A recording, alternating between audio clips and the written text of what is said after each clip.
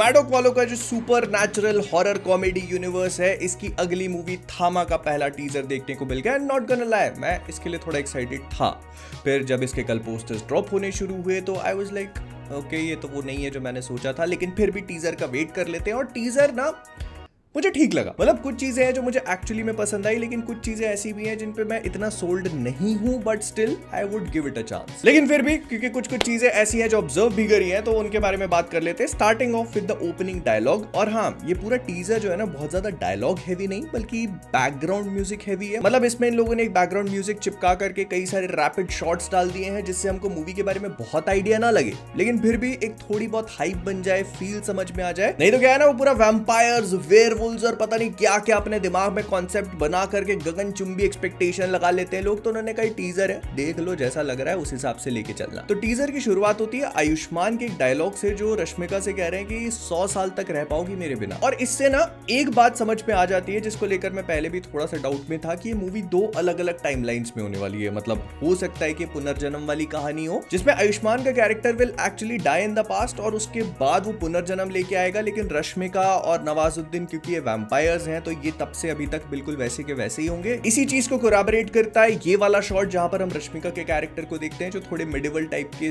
Costume में है, लेकिन वहीं पर आयुष्मान का जो कैरेक्टर है वो मॉडर्न टाइम्स के कपड़े पहना हुआ, एकदम डेनिम की जैकेट वगैरह। तो ये पुराने टाइम का शॉट तो नहीं हो सकता। फिर एक बहुत ही रैपिड सा शॉट दिखाते हैं, इसको मैंने पॉज करके देखने की कोशिश करी, तो इसमें एक फीमेल वैम्पायर समझ में आती है जो कि किसी को उठा करके ऐसे जंगल में लेके जा रही है। और अगर ये रश्मिका नहीं है तो फिर ये बात भी समझ में आ जाती है कि इसमें नवाजुद्दीन और रश्मिका के अलावा भी हमको कुछ दूसरे वैम्पायर्स देखने को मिलेंगे, विच मेक्स परफेक्ट सेंस। मतलब अगर आप इसको स्त्री 2 के पोस्ट क्रेडिट से भी कंबाइन करके देखने की कोशिश करो, तो उसमें भेड़िया साफ साफ कहता है कि वो दिल्ली जा रहा है, वहां पर कई सारे ऐसे खून चूसने वाले लोग हैं, दांत डालते हैं नस में से और खून वून निकाल लेते हैं। सो एक से ज्यादा वैम्पायर हैं, ये बात क्लियर हो जाती है। And if this is not Rashmika then it does make sense. Although यहां पर मैं ये चीज भी पॉइंट आउट करूंगा कि अभी इस मूवी का वीएफएक्स पूरी तरह से पॉलिश नहीं फील हो रहा, लेकिन हाँ, मूवी को रिलीज होने में भी टाइम है, तो आखिरी वक्त तक काम चलता रहेगा। फिर ना ये वाली लोकेशन हम लोग इस टीजर में मल्टीपल टाइम्स देखते हैं। मतलब यहाँ पर पहले तो कोई नाटक वाटक चल रहा है, जहां पर हम काली माता को देखते हैं जो कि किसी असुर को अपने त्रिशूल से खत्म वगैरह कर रही है। तो ये रेफरेंस बहुत क्लियरली रक्त बीज का है। और मेरी अपनी थ्योरी है इस बात को लेकर कि शायद इस मूवी में ये लोग रक्त बीज की तरफ इंक्लाइन करेंगे। मतलब रक्त बीज वही असुर था जिसको ये वरदान मिला हुआ था कि अगर उसके खून की एक भी बूंद जमीन पे गिरती है तो उससे एक और उसी के जैसा रक्त बीज पैदा हो जाएगा। और उसको काली माँ ने मारा था उसके सारे खून को पीकर और फिर आखिरी में उसकी गर्दन को काट के। और शायद यहाँ पर भी यही हिंट किया जा रहा है कि इस पूरे यूनिवर्स का जो ड्रैकुला है, या जो फिर किंग ऑफ वैम्पायर्स या वैम्पायर ऑफ वैम्पायर्स है, वो इसी रक्त बीज से क्रिएट हुआ हो। मतलब उसके खून की बूंद या तो किसी इंसान पे गिरी and he became a vampire, या फिर उसको कहीं से रक्त बीज का एक छोटा सा अंश मिला हो जिसको उसने पिया हो और उसके बाद वो वैम्पायर बनाओ। मतलब पॉसिबिलिटीज आर एंडलेस। लेकिन इस बात को मूवी के इस टीजर में कई बार रेफरेंस किया गया है। I genuinely hope it is not Nawazuddin का कैरेक्टर, बिकॉज उनकी डायलॉग डिलीवरी मुझे अभी भी वैसा लग रहा है कि वो किक के कैरेक्टर से बाहर नहीं निकल पाए। लेकिन फिर भी अगर ये है तो इस बात के होने के काफी हाई चांसेस हैं कि इनको अपनी शक्तियां रक्तबीज से मिली हो, मतलब वो जो पूरा इंसिडेंस हुआ था वहीं से। बिकॉज इसी टीजर के एक बहुत ही छोटे से फ्रेम में हमको एक मूर्ति दिखाई जाती है जिसके हाथ में भी कुछ लाल रंग का है। इट इज हाईली लाइकली कि ये भी रक्त बीज को लेकर एक रेफरेंस हो। खैर, इसके बाद हम लोग रश्मिका और आयुष्मान के कैरेक्टर को देखते हैं, जहां पर ये बिल्डिंग से गिर रहे हैं। रश्मिका ने आयुष्मान को पकड़ लिया है, तो ये बात बहुत अच्छे से क्लियर हो चुकी है कि रश्मिका यहां पर एक वैम्पायर है, क्योंकि इतनी शक्ति तो वैम्पायर में ही हो सकती है। बट देन अगेन ये पॉसिबिलिटी भी है कि शायद वो उतनी स्ट्रांग ना हो जितना नवाजुद्दीन का कैरेक्टर है। बिकॉज वैम्पायर्स में होता है एक हायरार्की सिस्टम होता है, जहां पर एक दूसरे से शक्तिशाली है और जो मेन है वो तो सबसे ज्यादा पावरफुल होगा। बट यहाँ पर एक चीज और भी है नोटिस करने वाली, और वो है इनके पीछे की लोकेशन। अगर आप यहाँ साइड में देखते हो तो दिल्ली है, ये क्लियरली समझ में आ रहा है। और इस मूवी का नाम ना पहले वैम्पायर्स ऑफ विजयनगर था, जिसको अब थामा कर दिया गया। तो ऐसा हो सकता है कि पुराने जमाने में, मैंने बताया था कि मूवी 2 टाइमलाइंस की है, तो पुराने जमाने में यही सेम लोकेशन पे इन दोनों की कहानी चल रही है और ये जगह एक्चुअली में Vijayanagar. I am just speculating, लेकिन उसी में तो मजा है। फिर इसके बाद हम नवाजुद्दीन सिद्दीकी के कैरेक्टर को देखते हैं, लेकिन उनको फ्रंट से ना दिखाकर बैक से दिखाया हुआ है। और यहाँ पे समझ में आ रहा है कि इनको जंजीरों से बांध के रखा है। अब ये change most likely likely silver की होंगी, क्योंकि वेयरवुल्व्स और वैम्पायर्स दोनों की वीकनेस जो है वो चांदी होता है, तो इसी वजह से इसको चांदी की चेन से बांध के रखा। क्या किस्मत है भाई, मतलब अच्छा वो सोना वीकनेस नहीं है, नहीं तो सबको कंगाली कर देता यार। आगे बढ़ते हुए तो ये जो चेन्स हैं इसमें अगर आप नोटिस करते हो तो यहाँ पर किसी तरह का एनर्जी फ्लो भी हो रहा है, तो जादू टोना बढ़िया इस्तेमाल किया हुआ है। मतलब पहले पुराने जमाने में इस बंदे का बहुत ही खतरनाक आतंक था, जिसको जैसे तैसे करके पकड़ा गया और उसके बाद चांदी की चेनों से बांध करके जादू टोना करके वहां पे बट फॉर सम रीजन ये यहाँ से आजाद होने वाला है, क्योंकि इसके अगले शॉट में जहां पर ये पूरा नाटक वगैरह चल रहा है ना, तो वहीं पे हम देखते हैं कि कुछ ऐसे एनर्जी वगैरह फ्लो होके आ रही है जमीन के अंदर से।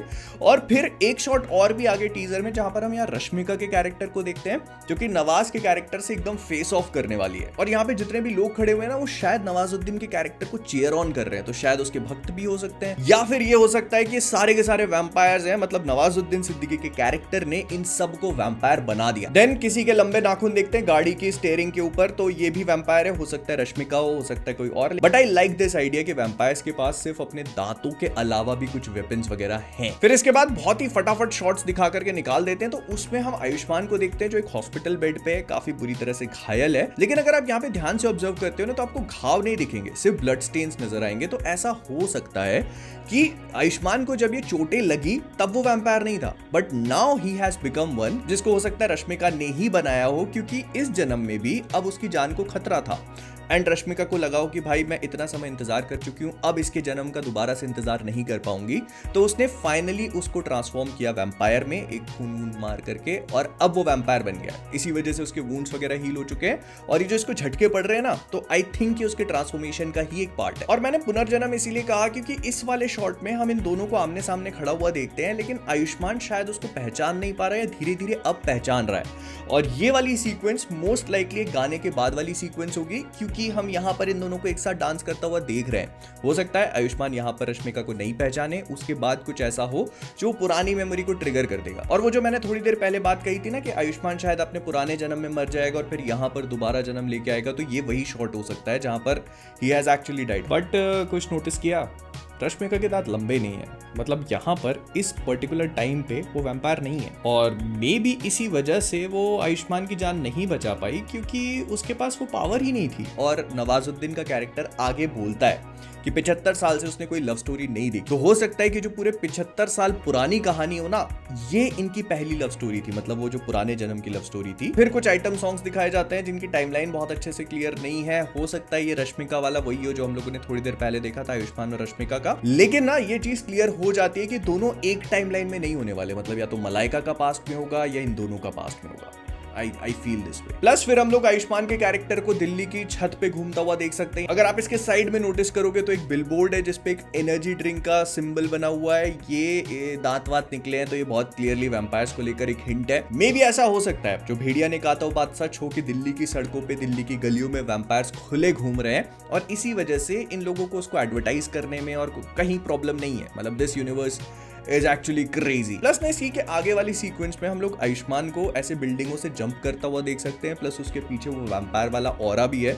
मतलब वैम्पायर्स के पास ऐसी पावर्स होती है कि वो थोड़ा बहुत अपने ह्यूमन फॉर्म में ग्लाइड कर लेते हैं, तो उसके पीछे वो थोड़ी एक ट्रेल छोड़ के जाते हैं, तो शायद ये वही है, which further proves the point कि यहाँ पर आयुष्मान के पास शक्तियां हैं। देन हम परेश रावल के कैरेक्टर को पहली बार देखते हैं, जो अगर आप आसपास की सराउंडिंग्स को देखोगे तो O positive, O negative, A positive सब कुछ लिखा हुआ है। ये मोस्ट लाइकली एक ब्लड बैंक में काम कर रहे हैं, और रश्मिका इनके पीछे खड़ी हुई है, तो अगर वो वैम्पायर है, जो कि वो होगी, तो शायद वो अपनी क्रेविंग्स को यहीं से फुलफिल कर रही है। फिर हमको दिखाया जाता है नवाजुद्दीन सिद्दीकी का कैरेक्टर, जो कहता है कि मैंने 75 साल से ऐसा रोमांस नहीं देखा, जो हो सकता है कि रेफरेंस हो आयुष्मान और रश्मिका के कैरेक्टर्स को, जब वो 75 साल पहले अपने प्यार में पड़े थे और for some reason Ayushmann died. हो सकता है कि उस टाइम पे भी इनकी मौत का कारण नवाजुद्दीन का कैरेक्टर ही हो, और यहाँ पर भी वो आयुष्मान के ऊपर जंप कर रहा है। अगर आप यहाँ पे आयुष्मान के कपड़े नोटिस करो तो ये वो सेम हॉस्पिटल वाले कपड़े हो सकता है कि सीक्वेंस में नवाजुद्दीन पुराने टाइम में उनको मारने के बाद नए टाइम में भी आ चुका है कि मैं तेरे को फिर से मारूंगा, और वो उसको बहुत बुरी तरह से घायल कर देगा।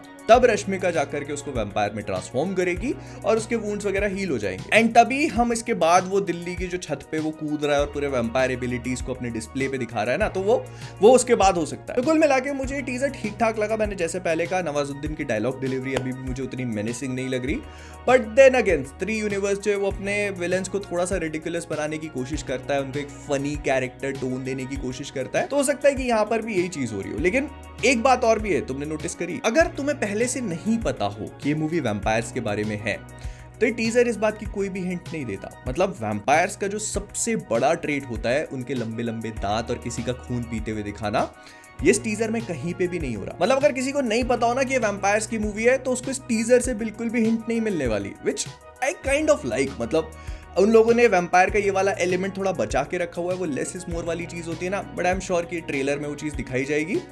लेकिन हाँ, जितना जो कुछ भी मुझे समझ में आया इस टीजर को देख के, मैंने तुम्हें बता दिया। अब तुम लोग बताना तुम्हें क्या लगता है इस बारे में। और हाँ, अगर अपने प्यार को पाने के लिए 75 साल का इंतजार नहीं करना, तो लाइक करके जाओ।